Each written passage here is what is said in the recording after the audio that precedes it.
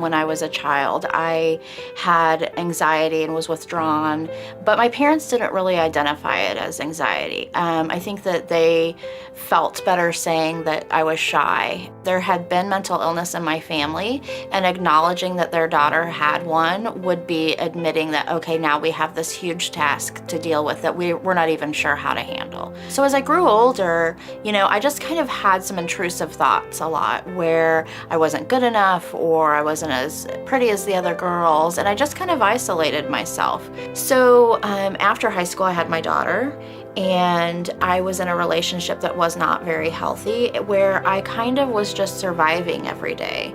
I ended up leaving that relationship and meeting back up with a man that I had dated in high school, and I was very comfortable, had an amazing life. We got married, and he adopted Taylor, and things were perfect. And that's when everything collapsed. I took Taylor to kindergarten, and I was in the car line, and that's when I experienced my first major panic attack. I hyperventilated, my heart was racing, I was gasping for air. I describe it as, everything was coming at me at once. The radio volume suddenly seemed louder. The light outside was brighter. Everything felt intensified. I went to Walmart and I had another attack. So then I started avoiding Walmart. Eventually, it got to the point where I was scared to go to the doctor because I did not know what they were going to tell me. I began being fearful of everything to the point where I confined myself to my own home. I was homebound for 14 years. I would leave occasionally when I could.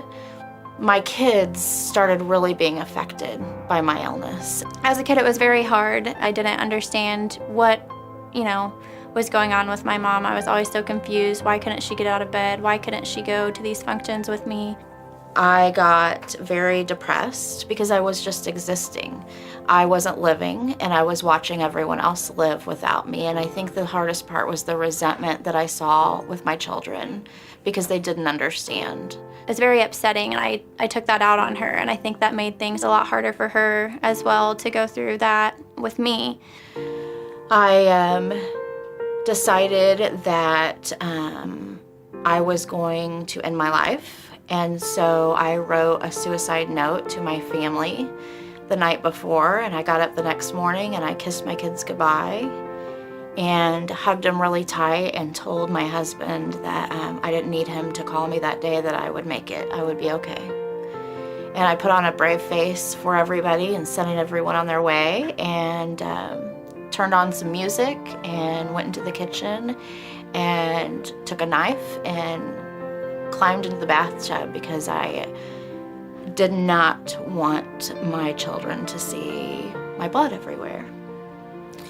So I started cutting up my wrists and praying and telling myself that I was finally going to find peace.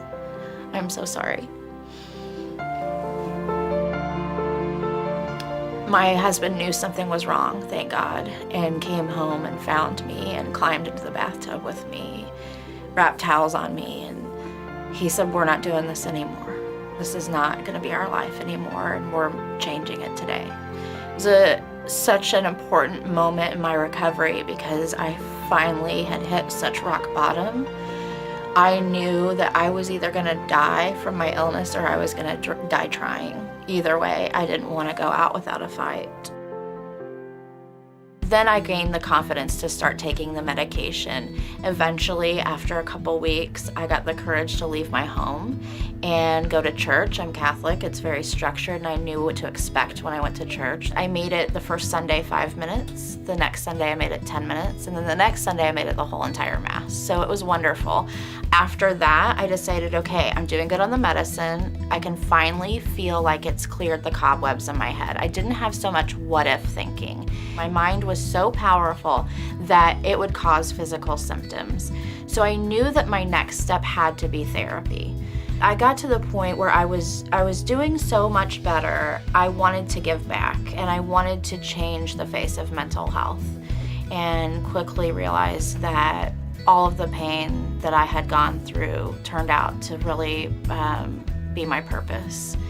So ever since then, I've been working for the National Alliance on Mental Illness, working with law enforcement, legislators, mental health, court, anything I can get my hands on to kind of help change the face of mental health and break the stigma. So my goal is to help individuals that are dealing with a mental illness better understand what they're dealing with and not be afraid to ask for help, and then educate and advocate for the family members as well. The more we talk about it and normalize it, the more people are going to come forward and feel like they can talk about it. It's going to take everybody collectively working together to make a change, because it is such a big undertaking. And to see the people that we've helped here at NAMI give back is, I can't even tell you how proud of them I am. And my kids too. My kids have learned so much and are advocates themselves. So I'm still learning. I learn from everybody I come into contact with, and I love it because I feel like it's our responsibility as humans to make everyone feel loved and accepted. It's something that I eat, sleep, and breathe, which sometimes may not look healthy to other people, but to me there's a lot of healing in helping others.